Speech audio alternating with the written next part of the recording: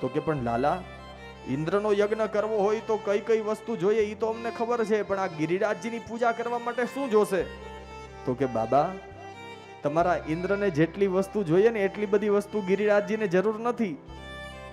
ગિરિરાજજીની પૂજા કરવા માટે બસ ખાલી કાલે સવારમાં જેટલું દૂધ ગાયોનું ભેગું થાય, આ બધું ગાયોનું દૂધ ગિરિરાજજીને ચડાવજો, ગિરિરાજજીની પૂજા કરજો અને સારી સારી વસ્તુ 56 ભોગ ગિરિરાજજીની સામે ધરાવજો અને બસ એક પ્રદક્ષિણા કરી લેશો એટલે ગિરિરાજજી રાજી થઈ જશે.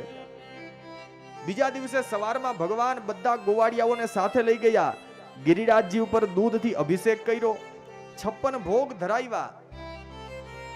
હવે નંદ બાબાની યશોદાજી કહે કે લાલા, તું તો કહેતો તો ને ગિરિરાજજી ભોગ સ્વીકારવા માટે આવશે, કેમ ભોજન કરવા નથી આવતા?